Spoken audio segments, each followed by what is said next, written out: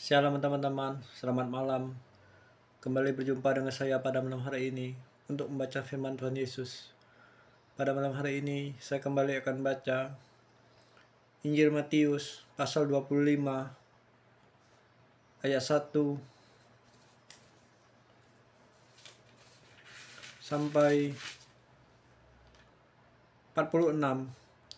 Mari kita dengarkan.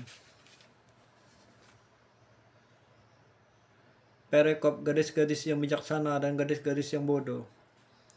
Pada waktu itu, hal kerajaan sorga seumpama 10 gadis yang mengambil pelitanya dan pergi menyongsong mempelai laki-laki. 5 di antaranya bodoh dan 5 bijaksana. Gadis-gadis yang bodoh itu membawa pelitanya, tetapi tidak membawa minyak. Sedangkan gadis-gadis yang bijaksana itu membawa pelitanya dan juga minyak dalam buli-buli mereka. Tetapi karena mempelai itu lama tidak datang juga, mengantuklah mereka.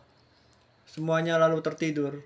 Waktu tengah malam terdengarlah suara orang berseru, "Mempelai datang, songsonglah dia." Gadis-gadis itu pun bangun semuanya, lalu membereskan pelita mereka. Gadis-gadis yang bodoh berkata kepada gadis-gadis yang bijaksana, "Berikanlah kami sedikit dari minyakmu itu, sebab pelita kami hampir padam." Tetapi jawab gadis-gadis yang bijaksana itu, "Tidak, nanti tidak cukup untuk kami. Dan untuk kamu, lebih baik kamu pergi kepada penjual minyak dan beli di situ." Akan tetapi waktu mereka datang, mereka sedang pergi untuk membelinya.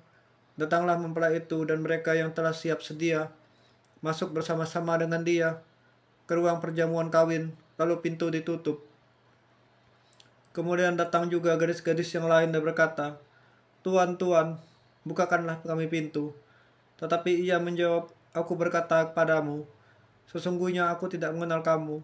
Karena itu berjaga-jagalah, sebab kamu tidak tahu akan hari maupun akan saatnya."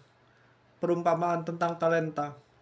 Sebab hal kerajaan surga sama seperti seorang yang mau berpergian ke luar negeri yang memanggil hamba-hambanya dan mempercayakan hartanya kepada mereka. Yang seorang diberikan 5 talenta, yang seorang lagi 2, dan yang seorang lagi 1, masing-masing menurut kesanggupannya. Lalu ia berangkat. Segera pergilah hamba yang menerima 5 talenta itu. Ia menjalankan uang itu, lalu beroleh laba 5 talenta. Hamba yang menerima 2 talenta itu pun berbuat demikian juga dan berlaba 2 talenta.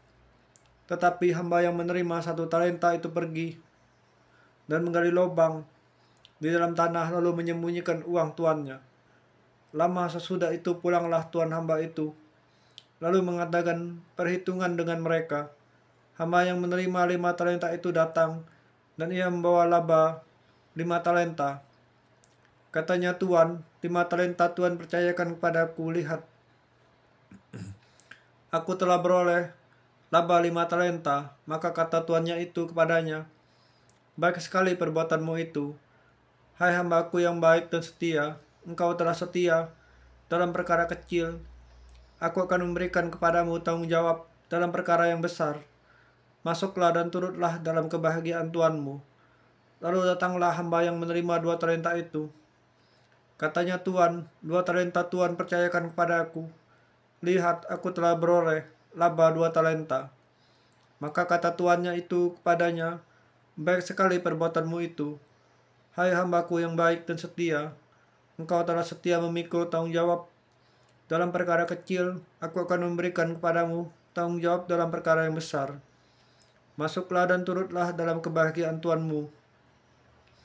Kini datanglah juga hamba yang menerima 1 talenta itu dan berkata, "Tuan, aku tahu bahwa Tuan adalah manusia yang kejam, yang menuai di tempat di mana Tuan tidak menabur dan memungut dari tempat di mana Tuan tidak menanam. Karena itu aku takut dan pergi menyembunyikan talenta Tuan itu di dalam tanah. Ini terimalah kepunyaan Tuhan." Maka jawab tuannya itu, "Hai kamu hamba yang jahat dan malas. Jadi kamu sudah tahu bahwa aku menuai di tempat di mana aku tidak menabur dan memungut dari tempat di mana aku tidak menanam. Karena itu, sudahlah seharusnya uangku itu kau berikan kepada yang menjalankan uang, supaya sekembaliku aku menerimanya serta dengan bunganya. Sebab itu ambillah talenta itu daripadanya dan berikanlah kepada orang yang mempunyai 10 talenta itu. Karena setiap orang yang mempunyai kepadanya akan diberi, sehingga ia berkelimpahan. Tetapi siapa yang tidak mempunyai uang, mempunyai apapun juga yang ada padanya akan diambil daripadanya. Dan campakkanlah hamba yang tidak berguna itu ke dalam kegelapan yang paling gelap. Di sanalah akan terdapat ratap dan retak gigi. Perikop penghakiman terakhir. Apabila anak manusia datang dalam kemuliaannya, semua malaikat bersama-sama dengan dia, maka ia akan bersemayam di atas tahta kemuliaannya. Lalu semua bangsa akan dikumpulkan di hadapannya, dan ia akan memisahkan mereka seorang dari seorang sama seperti gembala memisahkan domba dari kambing. Dan ia akan menempatkan domba-domba di sebelah kanannya, dan kambing-kambing di sebelah kirinya. Dan raja itu akan berkata kepada mereka yang di sebelah kanannya, "Mari, hai kamu yang diberkati oleh Bapakku, terimalah kerajaan yang telah disediakan bagimu sejak dunia dijadikan.